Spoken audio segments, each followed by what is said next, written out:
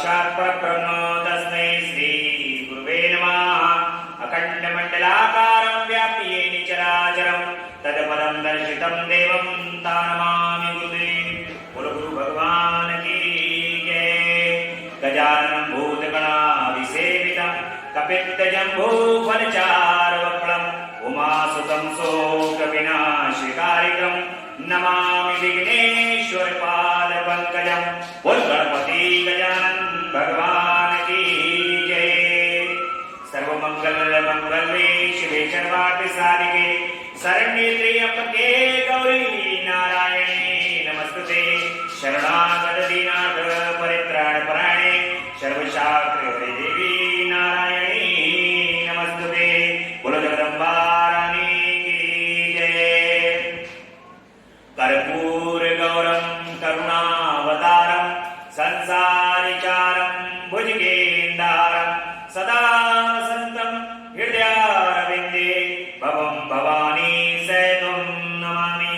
नागेन्द्रहाराय त्रिलोचनाय भस्मांगराय महेश्वराय नित्याय शुद्धाय दिगंबराय तस्मै नागराय नमः शिवाय।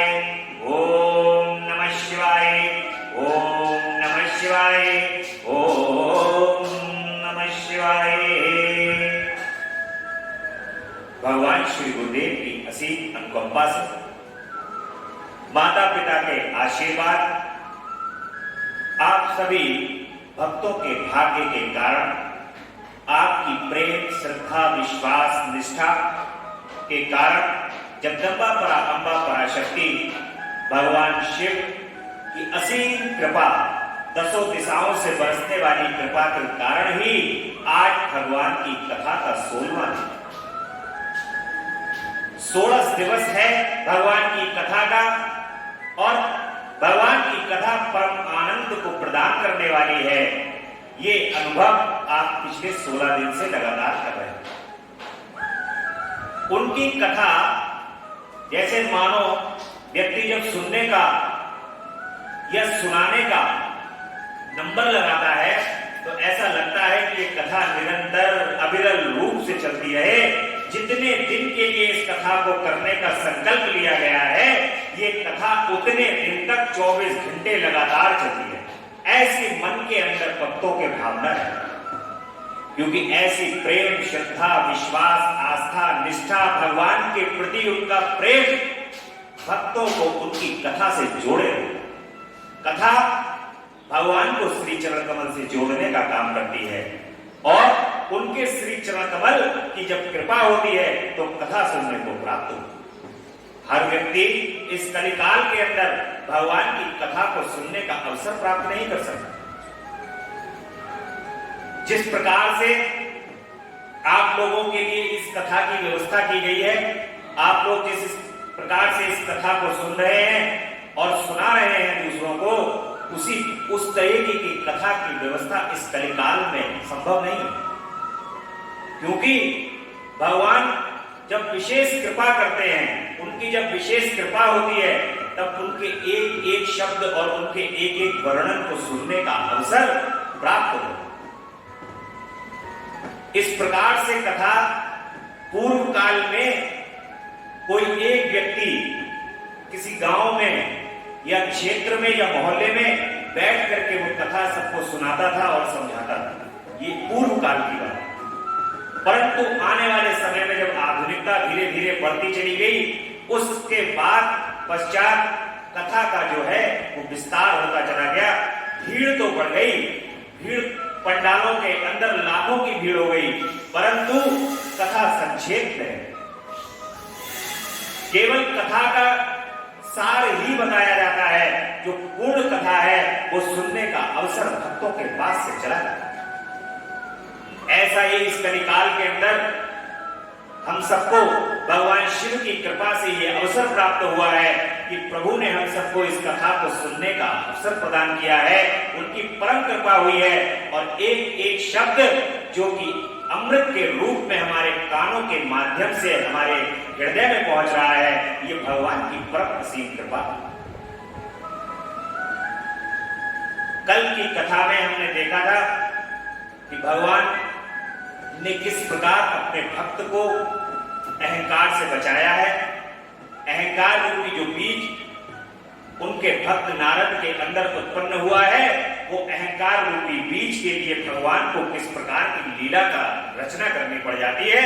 उस लीला की रचना को करके अहंकार नारद जी का नष्ट हो और नारद जी फिर निर्मल मुनि के रूप में स्थापित हो जाते हैं।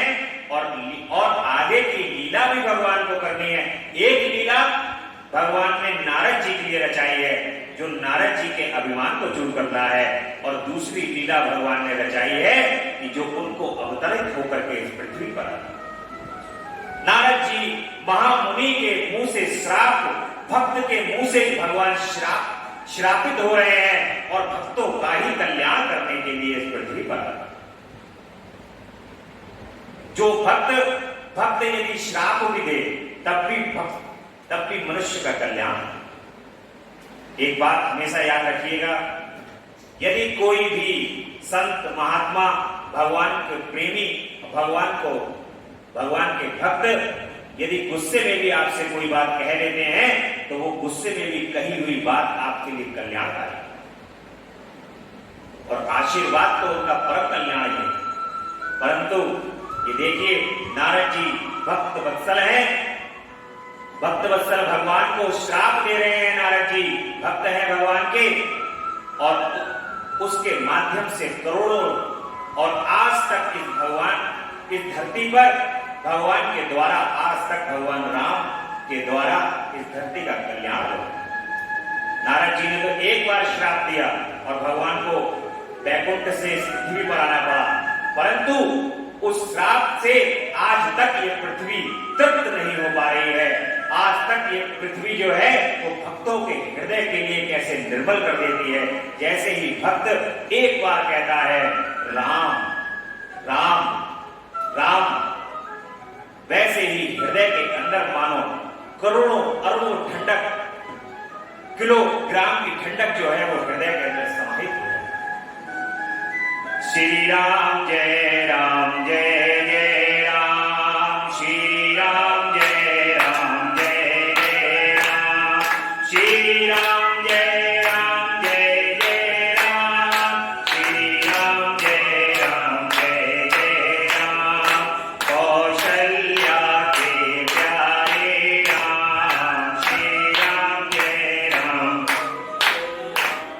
श्री राम जय राम जय जय राम, श्री राम जय राम जय जय राम, श्री राम जय राम जय जय राम।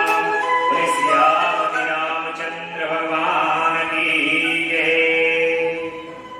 आज की कथा में नारद जी का शिव तीर्थों में भ्रमण, शिव गणों को शापोद्वार की बात बताना तथा ब्रह्मलोक में जाकर ब्रह्मा जी से शिव तत्व के विषय में प्रश्न, ये हम आज की कथा में जानेंगे। सूत जी कहते हैं कि महर्षियों, भगवान श्री हरि के अंतर ध्यान हो जाने पर मुनि श्रेष्ठ नारद शिवलिंगों का भक्ति पूर्वक दर्शन करते हुए पृथ्वी पर विचरने लगे। हे ब्राह्मणों, भूमंडल पर घूम फिरकर उन्होंने भोग और मोक्ष देने वाले बहुत से शिवलिंगों का प्रेम पूर्वक दर्शन किया।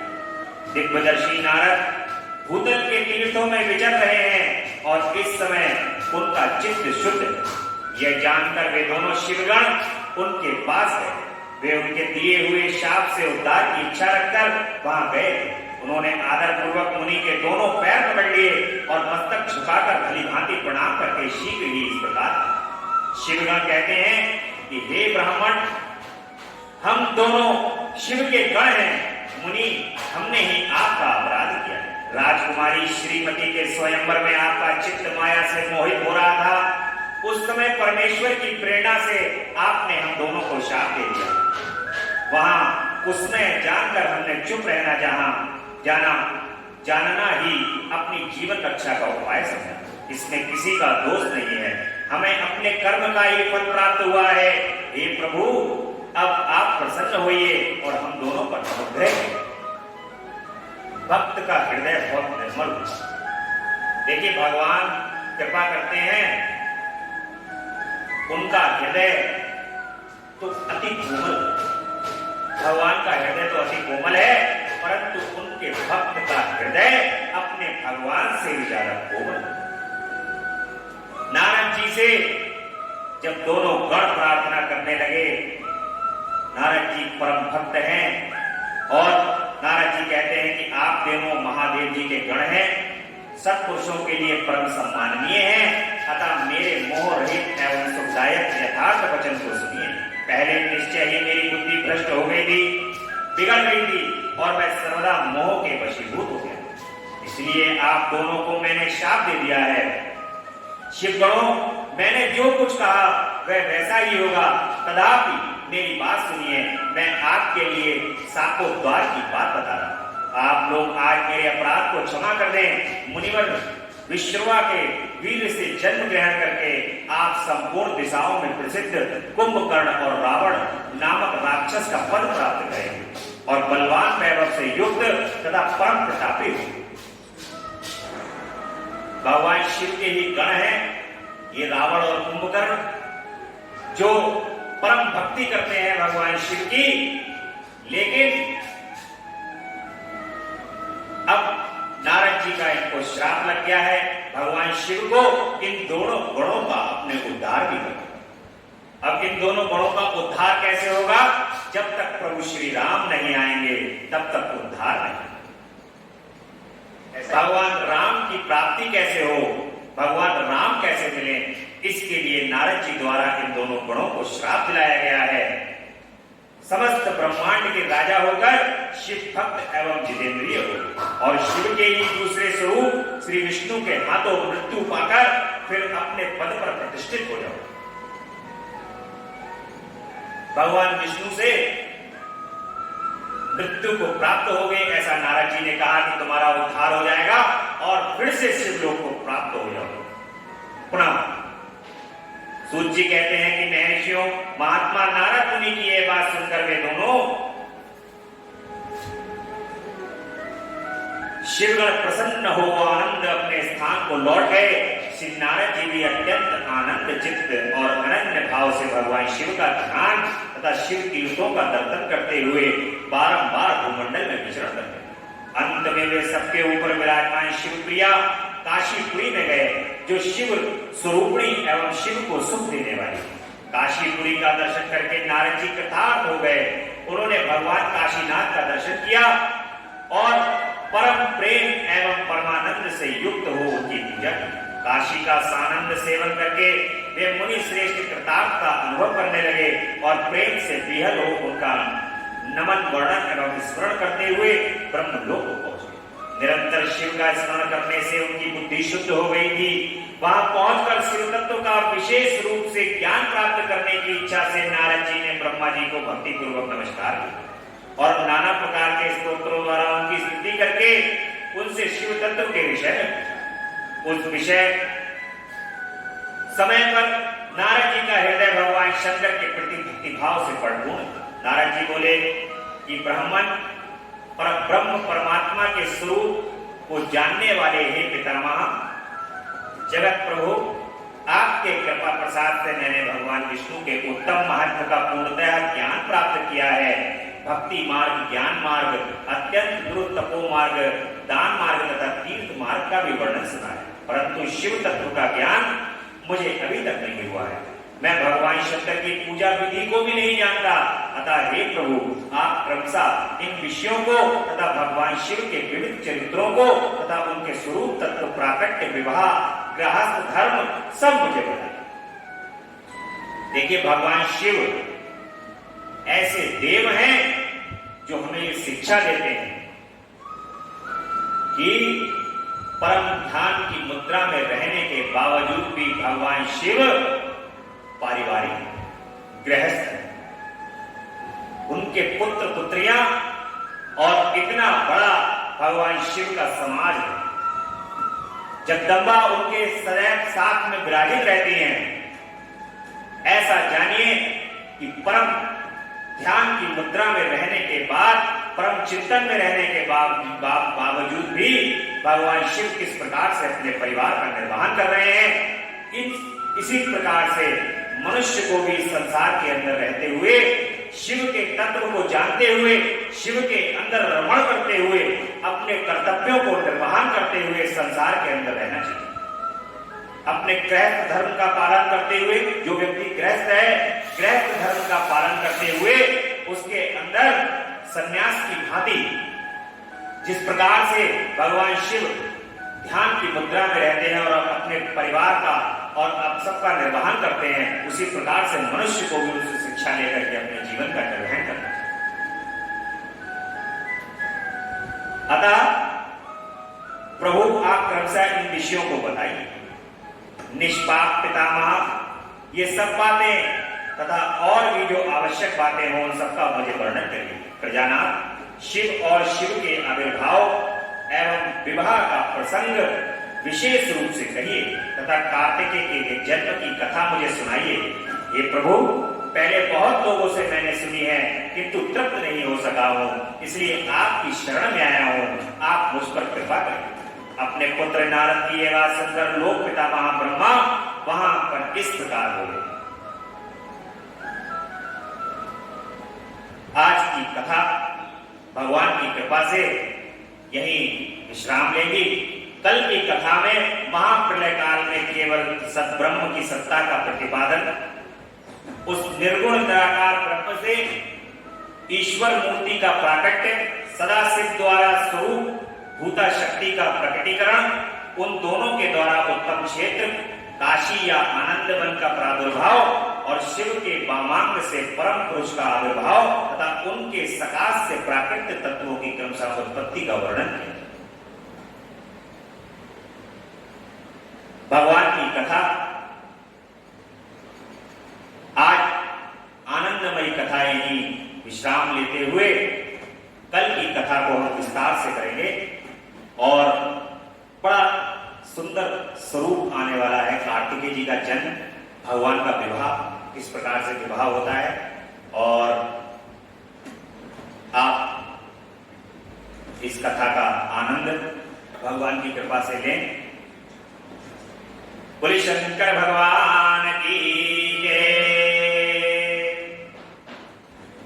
तेरा पल पल बीता जाए, मुझसे जप ले नमः शिवाय। तेरा पल पल बीता जाए, मुझसे जप ले नमः शिवाय। ओम नमः शिवाय, ओम नमः शिवाय, ओम नमः शिवाय, ओम नमः शिवाय। मुसाफिरी जब पूरी होगी, चलने की मजबूरी होगी। मुसाफिरी होगी, चलने की मजबूरी होगी।